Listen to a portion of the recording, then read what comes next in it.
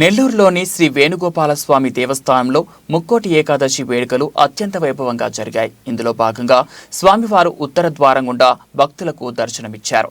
భక్తులు పెద్ద సంఖ్యలో ఆలయానికి విచ్చేసి స్వామివారిని దర్శించుకున్నారు.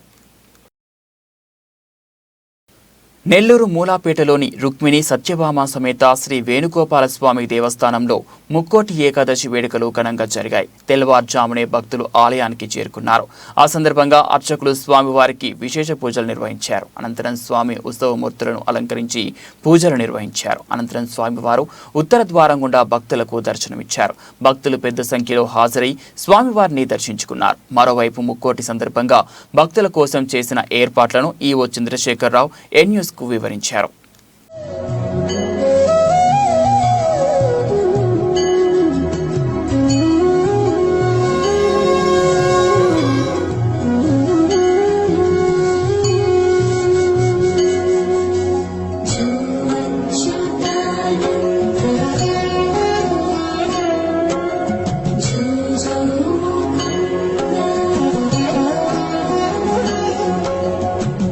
కనికరమున నిలచి అలసిపోతివి ఏమో, ఏకాంత సేవా భాగ్యము మాకిచ్చి పసిడి ఉయ్యాలలో ఈ పట్టు పరుపుపై కాసేపు కాసేపు కాసేపు పవళించరా భోగ శ్రీనివాసుడవై, జో అచ్యుతానంద జో జో ముకుంద, జో అచ్యుతానంద జో జో ముకుంద, జో అచ్యుతానంద జో జో ముకుంద.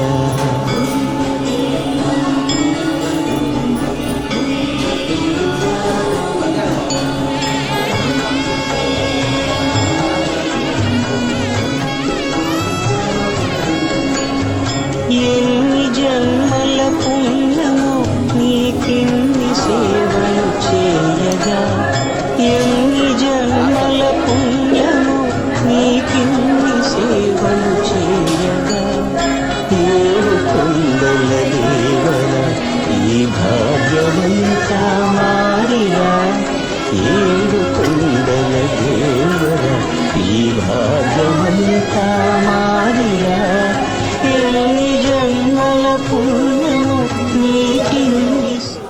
ముక్కోటి ఏకాదశి సందర్భంగా దేవాలయంలో విశేషమైన పూజా కార్యక్రమం జరుగుతున్నది. ఈరోజు ప్రత్యేకంగా వైకుంఠ ద్వార దర్శనం జరుగుతుంది కార్యక్రమం. ఈ కార్యక్రమంలో ఉదయం 4 గంటల నుంచి భక్తులు విశేషంగా వచ్చి స్వామివారిని దర్శించుకుంటున్నారు. భక్తులకి కావాల్సినటువంటి అన్ని సదుపాయాలను కూడా ఏర్పాటు చేసి ఉన్నాము. చక్కగా పూలాలంకరణ స్వామివారిని చక్కగా అలంకరించి ఉన్నాము. ఈరోజు కార్యక్రమాలు బాగా చక్కగా జరుగుతున్నవి. ఈరోజు భక్తులందరికీ కూడా చక్కగా ప్రసాదాలు, అన్ని రకాల ప్రసాదాలు ఏర్పాటు చేసి భక్తులందరికీ కూడా ఏర్పాటు చేసి ఉన్నాము. కాబట్టి ఇంకేమైనా భక్త మహాశయులు ఉంటే వచ్చేసి స్వామివారిని దర్శించుకొని తీర్థ ప్రసాదాలు స్వీకరించి స్వామివారి కృపకు పాత్రలు కావాల్సిందిగా కోరుకుంటున్నాము. చంద్రశేఖర్.